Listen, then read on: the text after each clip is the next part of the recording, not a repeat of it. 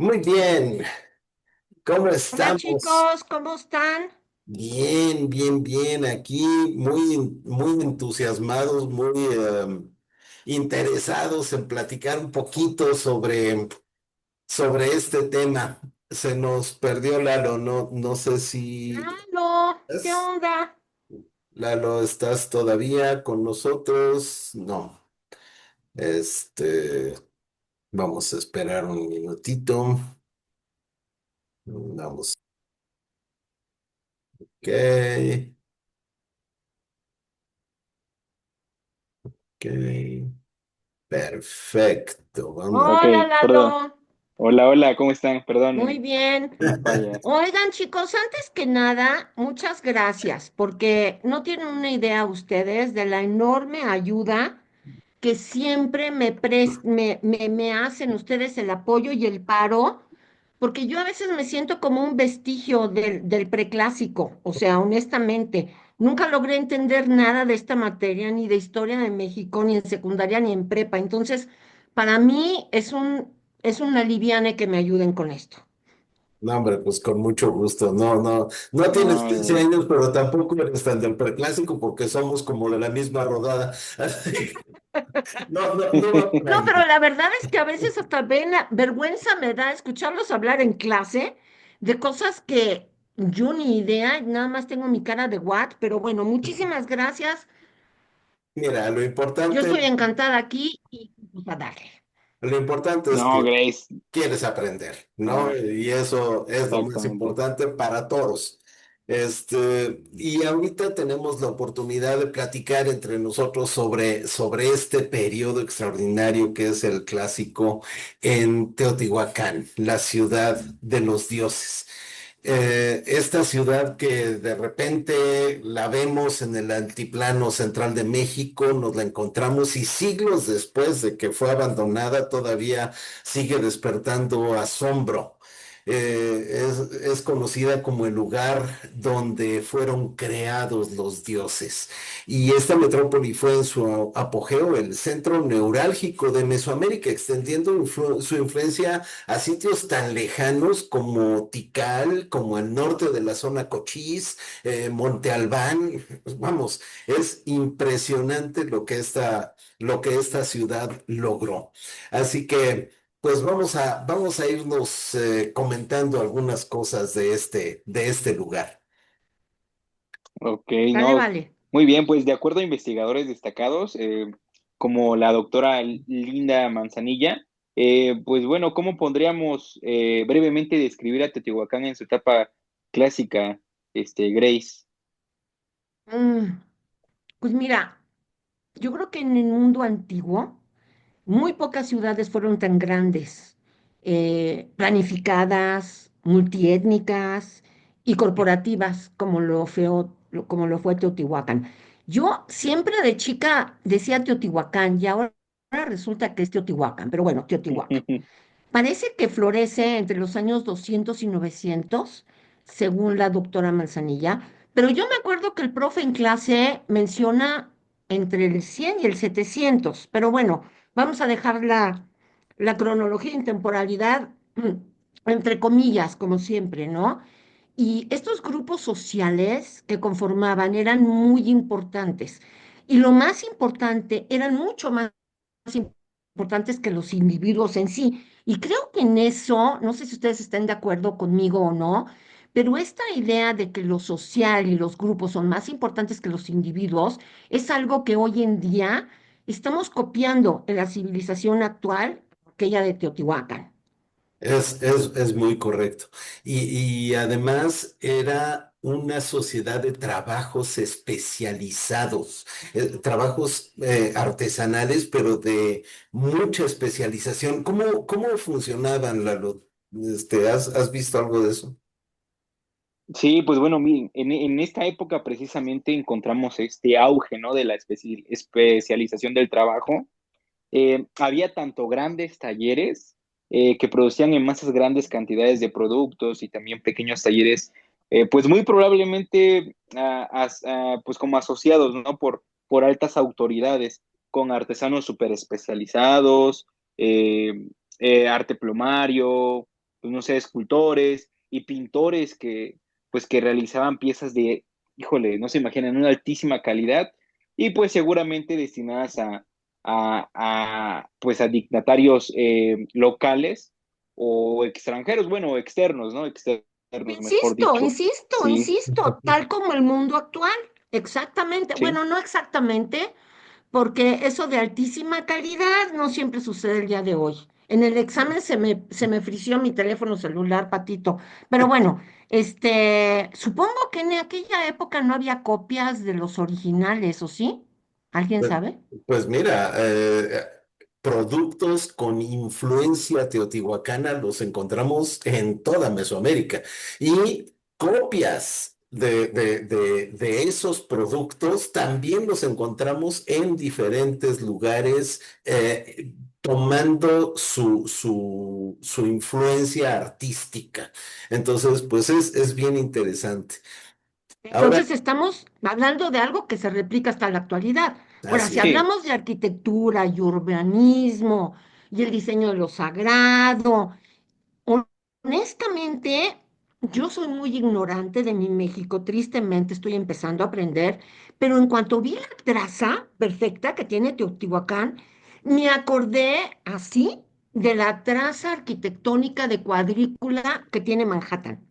O sea, Sí. es impresionante, aunque obviamente el diseño de Teotihuacán refleja una cosmovisión donde el orden celestial se manifiesta en la tierra, la calzada de los muertos, que es el eje principal, es una fregonería, y siendo el eje principal de la ciudad, conecta estructuras monumentales como son la pirámide del Sol, alineada con fenómenos astronómicos, y la pirámide de la Luna, que domina el paisaje desde el norte. Ahora, tristemente, pues ya no nos podemos subir, ¿verdad? Pero bueno. no, Yo diría es lo afortunadamente. más triste. Yo diría afortunadamente, porque nunca fue diseñada para que cientos de personas estuvieran allá arriba. Era un lugar Bueno, sagrado que en para algún unas punto cuantas personas, ¿no? que yo creo que ustedes tal vez sí lo disfrutaron, ¿no? Pero por ejemplo, a mi generación y la que me sigue, pues ya Ya no nos va no. a tocar. Y bueno, es en gran parte para la conservación, a mi parecer es muy buen punto. Yo así Claro. lo creo. Pero platícanos, Lalo, tú has visto cómo eran las construcciones dentro de esa traza monumental. No, pues imagínense, eran sencillamente, híjole, una urbe grandísima, monumentales, con templos y con santuarios sobre basamentos piramidales que simulaban estos planos celestiales, ¿no? Con sacerdotes que tenían a sus manos no solo la actividad de culto, sino que también posiblemente también tenían la organización de actividades económicas y, por supuesto, de intercambio a larga distancia, ¿no? Que ya nos los explicaba el profesor, pues que sin duda alguna se dieron, ¿no? Claro, claro. Oigan, y a ver, por cierto, si yo llevo a un grupo de extranjeros a Teotihuacán, ah, o el día de hoy, ¿qué puede maravillar de este espacio a mis visitantes? Bueno, Javi.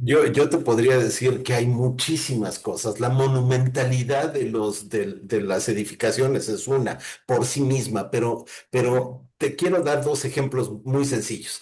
Si recorres de sur a norte la avenida principal, la que hoy llamamos la Calzada de los Muertos, y vas viendo siempre la pirámide de la luna al frente, la que llamamos hoy pirámide de la luna, no Mm, sabemos si ese fue su nombre original, pero la vas viendo y te vas acercando y va creciendo visualmente hasta dominar todo el horizonte.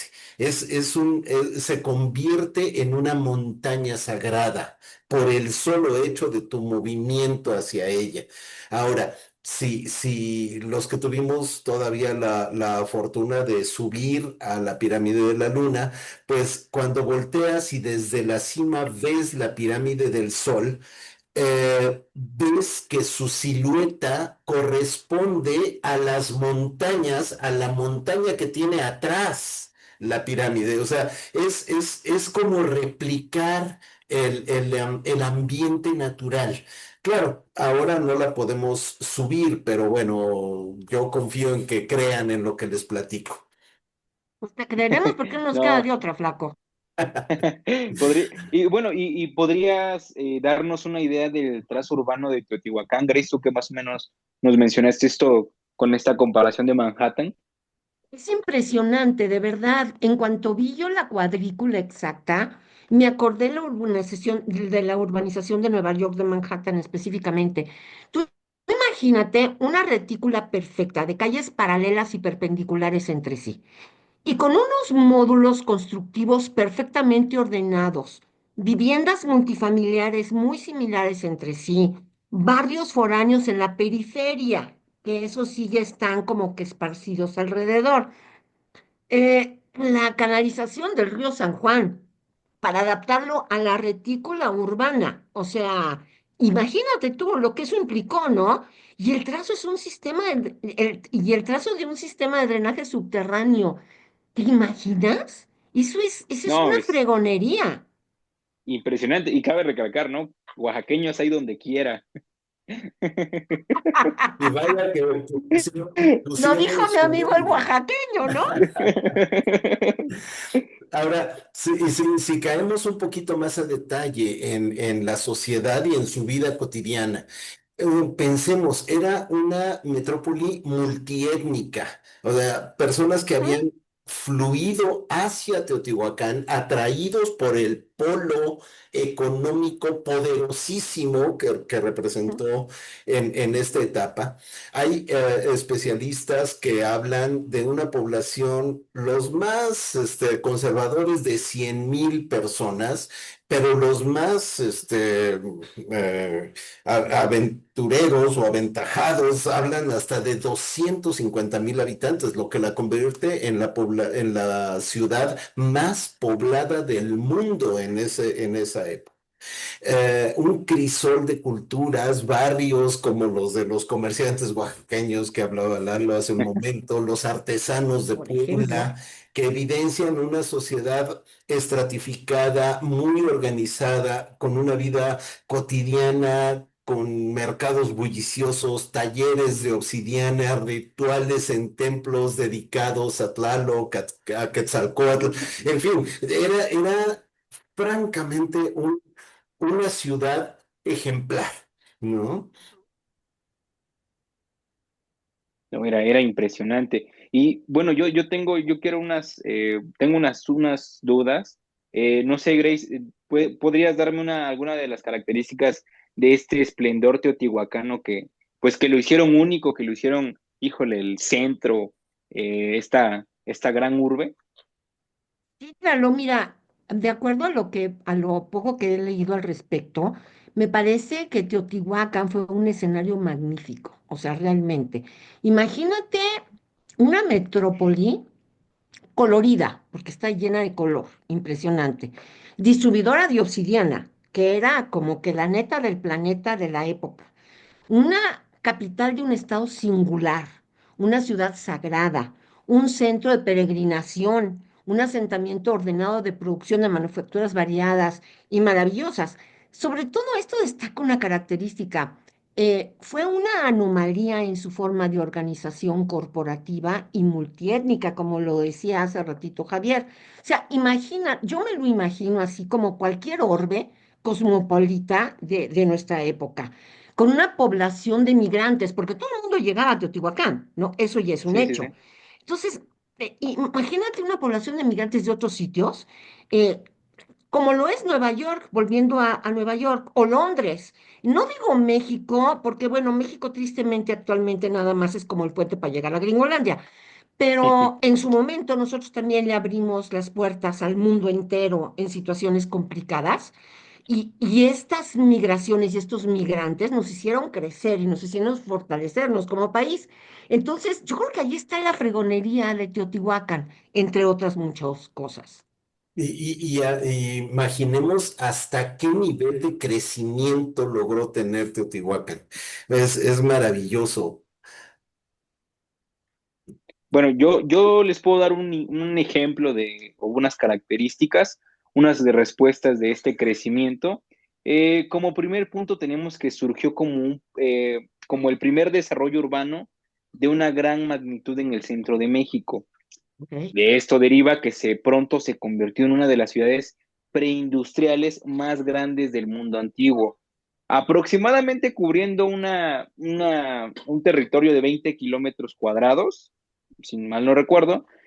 Para algunos investigadores en su época también, pues fue la ciudad más poblada del mundo, ¿no? Con una cifra que ya lo mencionaron, de los 100,000 a 250, 200 habitantes, 250,000 habitantes. Entonces, pues nos habla de que Teotihuacán, híjole, fue un gran centro, ¿no? Es muy Ujú. importante para todo México y pues bueno, Totalmente de acuerdo. Además, no podemos perder de vista tampoco la religión y la cierto, cosmovisión, o sea, el mundo de los dioses, básicamente, ¿no? Porque la religión era una forma cotidiana de vida para Teotihuacán.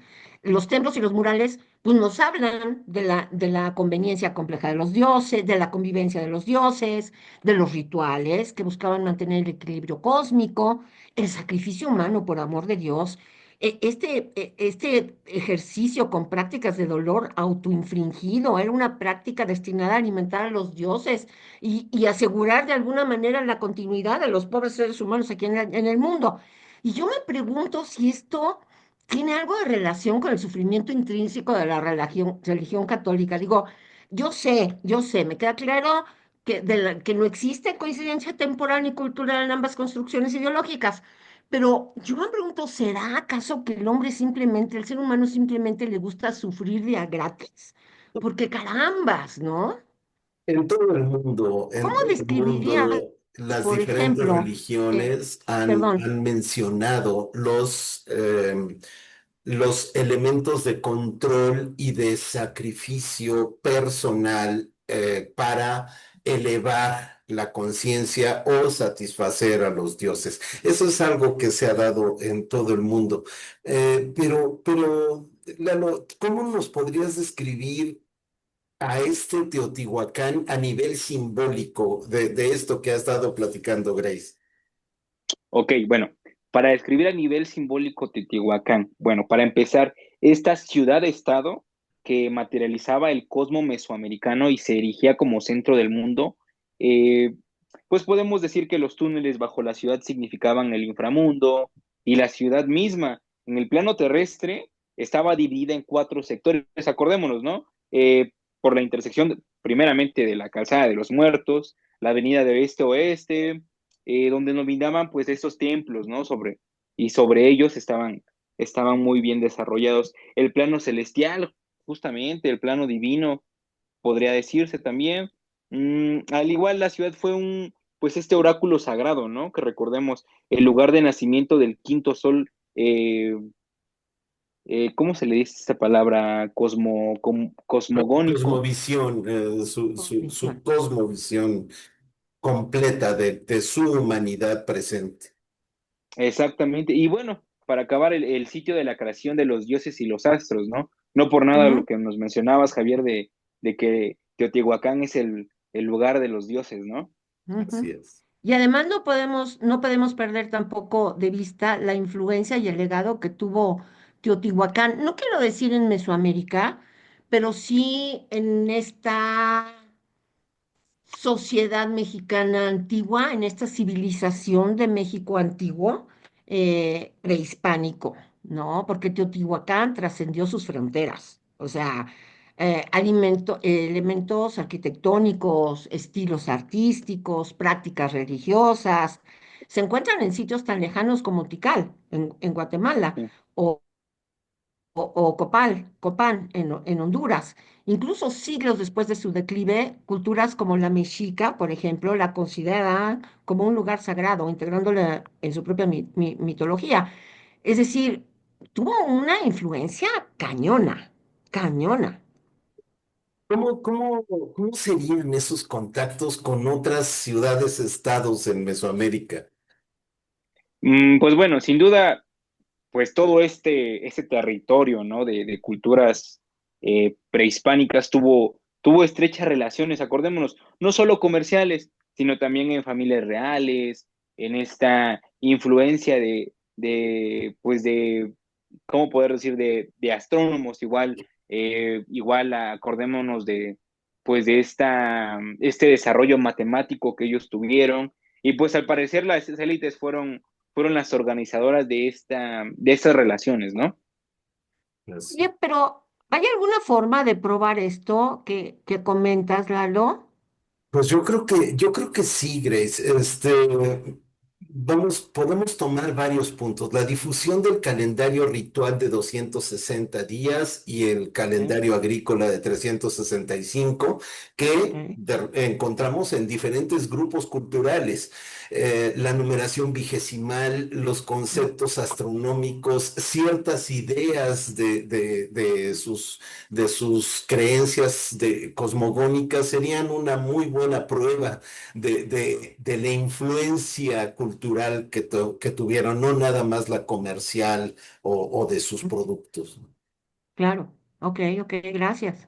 Ahora, también llega un momento de declive, o sea, los mariachis callan y las piedras también guardan silencios.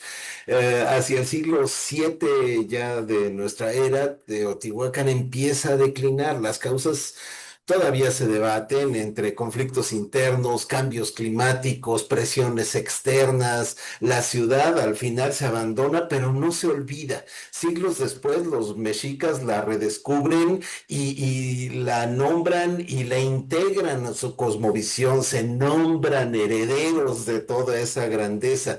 Hoy Teotihuacán sigue hablándonos a través de sus construcciones, recordándonos la grandeza de una civilización que aunque ya está desaparecida, vive en nuestra memoria colectiva.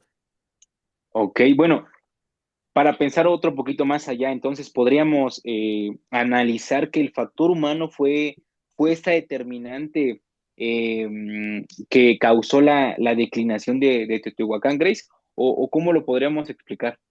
Yo creo que sí, Lalo, porque así lo dice Barba y Córdoba Fruns. Se calcula que para obtener 550.000 toneladas de cal, que era lo que necesario para encalar la ciudad, se necesitaron alrededor de 24 millones de metros cúbicos de madera, ¿te imaginas? Y esto es sin tomar en cuenta el consumo para el combustible doméstico, porque lo utilizaban también para el combustible doméstico, para la viguería, para el combustible, para los hornos de cerámica. Entonces, al no contar con un manejo forestal adecuado, esta tala masiva provocó una erosión en los suelos, además de los efectos severos en el abasto de agua y su consecuente afectación en las cosechas. Perdón, chicos. Sí, sí. No, no te ¿Cómo, preocupes. y lo podríamos identificar algún momento en el que diera inicio este declive de la ciudad?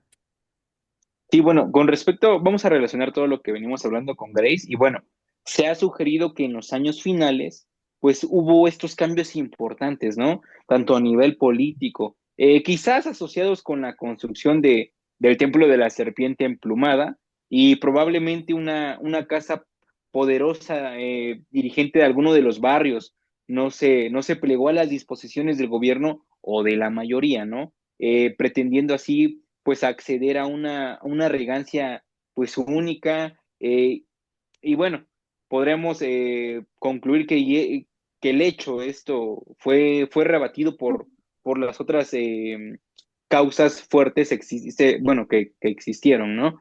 Un intento tardío de control pudo haber estimulado la reacción, pues esta reacción violenta de los nobles de rango menor y pues Mm, claro, de los más calificados que ya habían acumulado poder y riqueza, ¿no? Entonces, pues sí, sí, ok. sí hubo un factor ahí importante. Oye, Javi, y entonces después de esto que Lalo comenta, ¿qué pasó?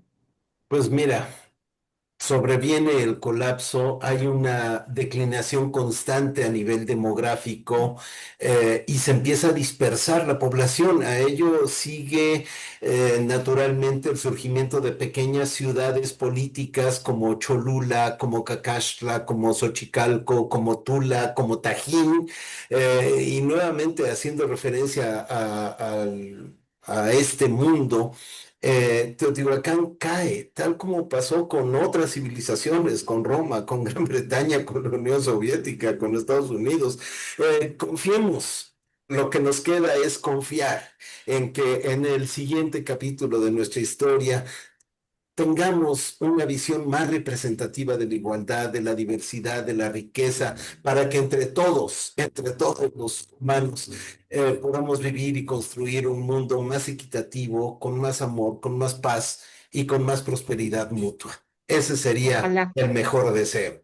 Sí. Y Pues, que en 1000 años, si todavía existe el mundo, se encuentren este video, algunos humanitos por ahí, y digan, mira qué chistosos estos cuates. ¿Qué sería esto en que Ojalá. grabaron? ¿Por qué lo hicieron? ¿Cómo hablaban? ¿Cómo vivían, no? Eso estaría fregón también. un buen estudio No, arqueológico. Sí. exactamente. Pues, Gracias, chicos. pues muchas No, gracias. pues, Ha sido una Les plática muy agradezco interesante. muchísimo desde el fondo del corazón. Que tengan no, todos una gracias. tarde extraordinaria. Nos vemos. Nos vemos. Igualmente. Bye. Bye.